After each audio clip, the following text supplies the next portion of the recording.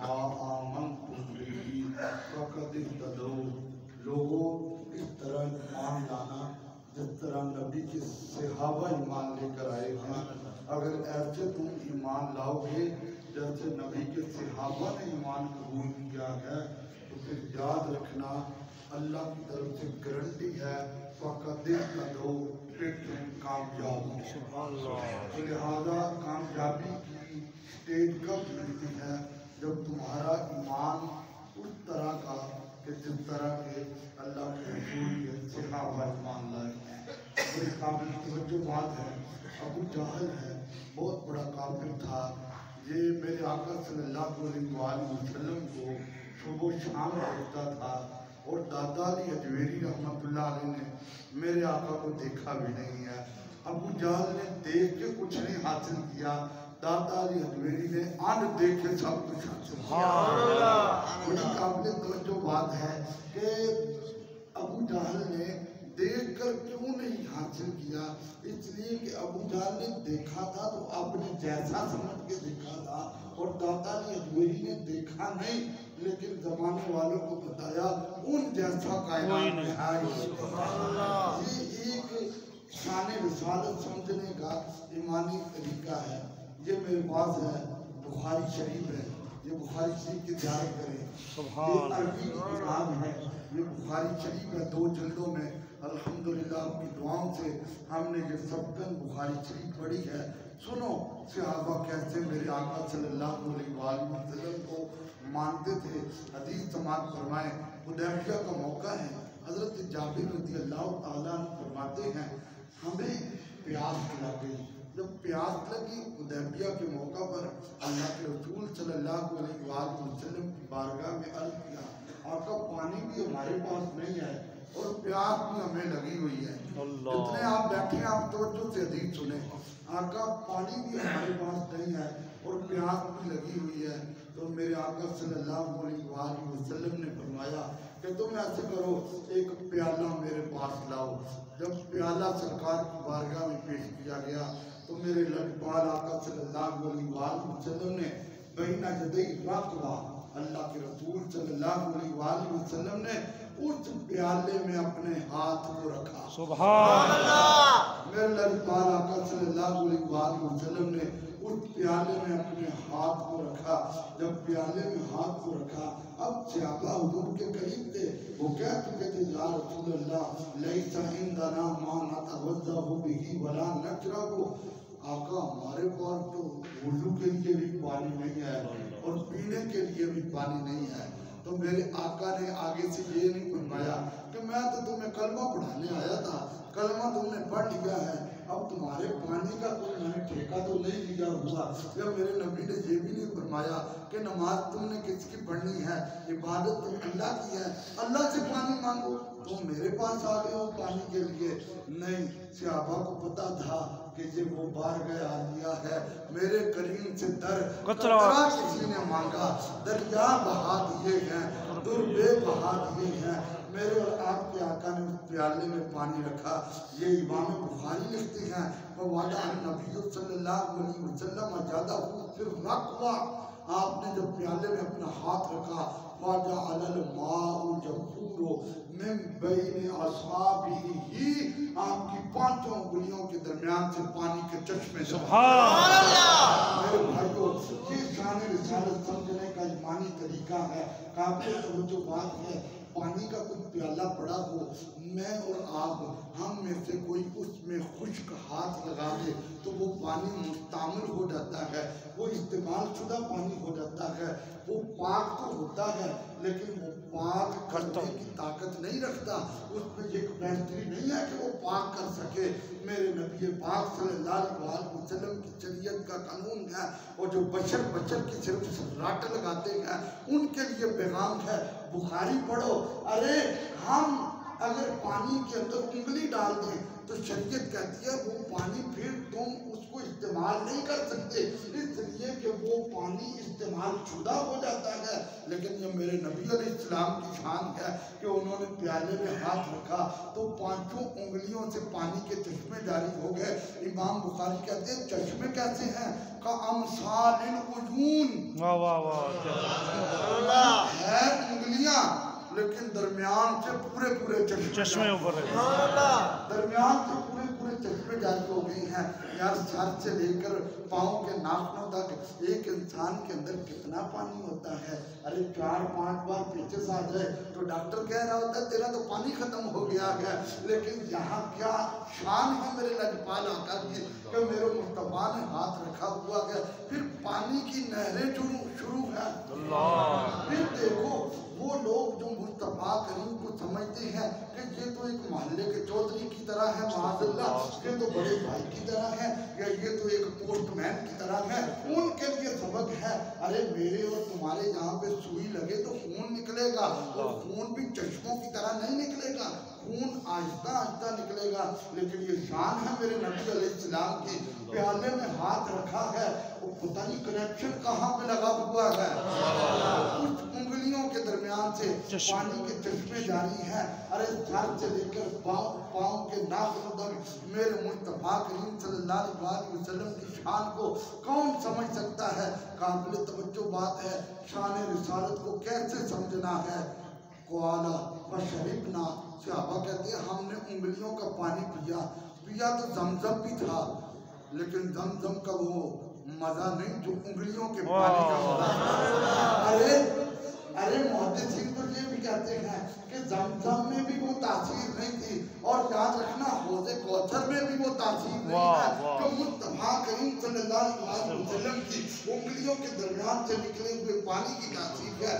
اس لیے کہ دیوبندیوں کے مولانا زکریا نے فضائل حج میں لکھا ہے کہ جسم کا میرے مصطفیٰ کا جسم کا حصہ زمین کے جس ٹکڑے کے ساتھ ہے, انہوں نے کہا وہ کعبے سے بھی افضل, وہ بیت المقدس سے بھی افضل, وہ حجر اسود سے بھی افضل, وہ حرم پاک سے بھی افضل. انہوں نے اپنی کتاب میں لکھا وہ عرش اعلیٰ سے بھی افضل. یہ کہ اس زمین کے ٹکڑے کے ساتھ مصطفیٰ کی نسبت ہوئی ہے. ہم کہتے ہیں دیوبندیوں اپنے بڑوں کی کتابوں تو پڑھو, تمہارے بڑے کیا لکھے اور تمہارے دلوں میں کون سا کھوٹ چڑھا ہوا ہے. آؤ بڑی قابل توجہ بات ہے, میرے نبی کی ان انگلیوں سے پانی نکلا. حضرت جابر کہتے ہیں فشربنا, ہم نے پانی پیا, وتوضأنا, ہم نے وضو کیا. لگے سارے ہم نے وضو کیا. فقلت لجابر, کسی نے پوچھ لیا کم کنت یومئذ, جابر اس دن تم کتنے تھے؟ اللہ اللہ. جس دن مصطفیٰ کی انگلیوں سے پانی نکلا تم کتنے تھے؟ تو حضرت جابر کہنے لگے لو کننا مئۃ الف لکفانا.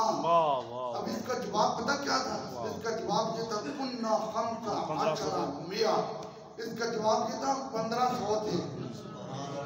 1500 کا جواب تھا ہم 1500 رکھیں. نبی کی شان کی باری آئے تو تول کے نہ مانو, دل کھول کے مانو. ماں کی شان کی باری آئے, خدا کی قسم دنیا میں کوئی ترازو بھی ایسا نہیں ہے کہ جہاں میرے نبی کی شانوں کو تولا جائے.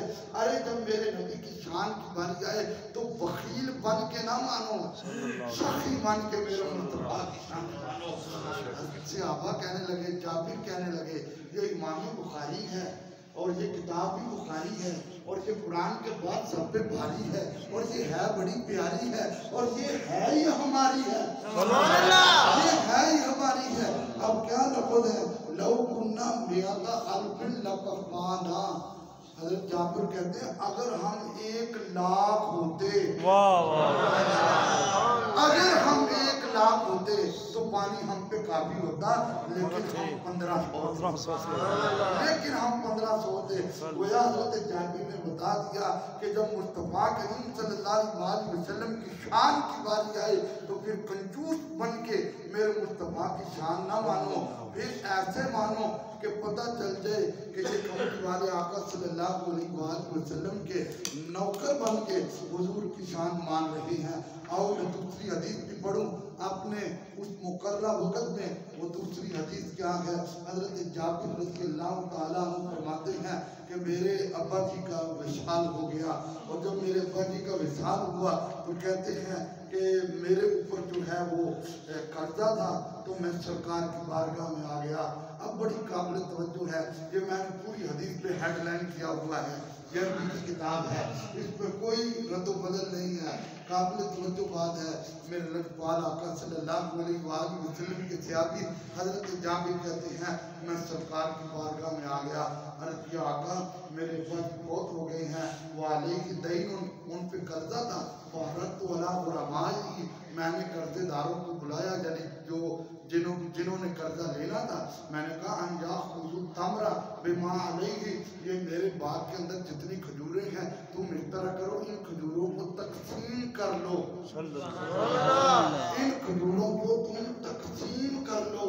فابوا، آقا انہوں نے انکار کر دیا، انہوں نے کہا نہیں ہمارا پورا قرضہ دو، ہمارا پورا قرضہ دو۔ تو میرے نبی کی بارگاہ میں آ کر کہنے لگے آقا اب آپ کے علاوہ کون ہے میرا، آپ کے علاوہ کون ہے، میں تمہارا ہوں، تمہارا یا رسول اللہ، آقا کون ہے میرا آپ کے علاوہ۔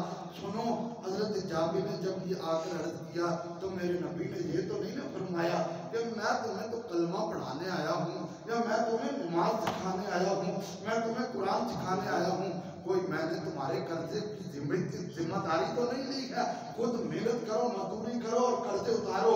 نہیں صحابہ کو پتا تھا کون دیتا ہے، دینے کو منہ چاہیے، دینے والا ہے سچا ہمارا نبی، دیوانے جو بھی مانگتے نے میرے لجپال دیندے نے، کرم کرتے نے جس سے لے مسئلہ دار دیندے نے۔ میرے آقا چلے، حضور نے ایک بات کہی، فرمایا جابر اذا جددتہ و ودعتہ فی المربد، اے جابر جب تیرا باغ پک جائے تو اس کی کھجوروں کو اتار کے ان کھجوروں کا ایک ڈھیر لگا لینا، اور جب وہ ڈھیر لگ جائے تو پھر مجھے بتانا۔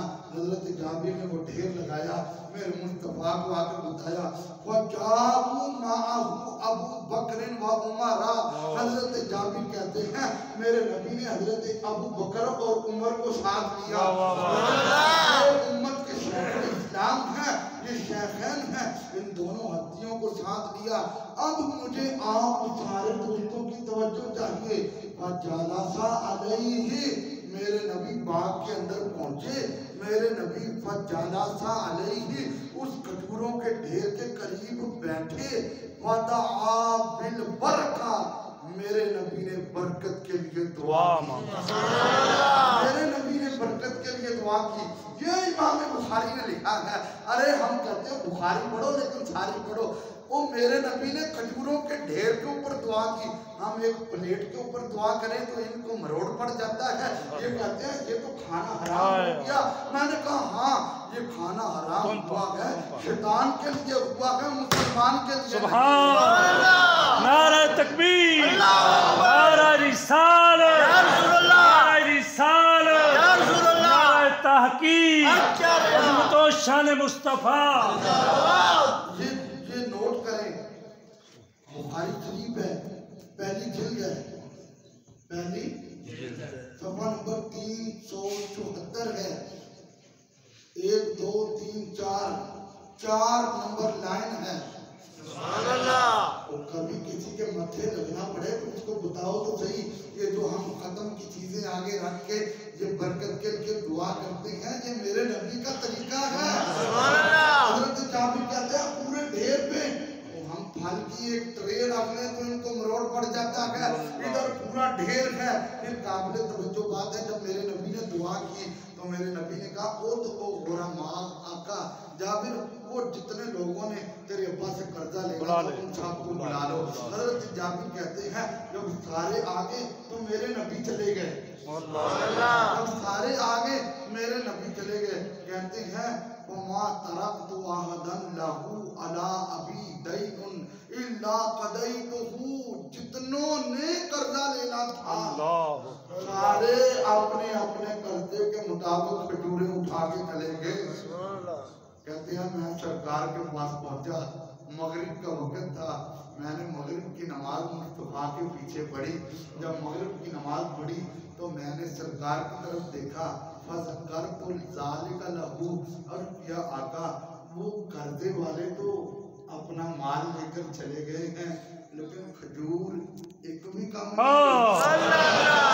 کھجور ایک بھی کام نہیں ہوئے۔ اگلے بات میں وَدَّاحِكَ، میرے نبی نے جب یہ बात सुनी तो मेरे मुस्तफा ने मुस्कुराना शान है मेरे नबी की शान को मानना कैसी है। जिन जुमलों के लिए मैंने पूरी हदीस पढ़ी है वो जुमले समाप्त फरमाए। हजरत जाबिर को जब ये आपने सरकार को बताया तो हुजूर ने फरमाया वो मेरे अबू बकर उमर को बताकर आओ जो मेरे साथ गए थे, जो मेरे साथ गए थे। हजरत जाबिर कहती हैं जब मैं उनके पास आया तो अखबिरहुमा, मैंने उन दोनों को खबर दी, तस्निया मैंने उन दोनों को खबर दी।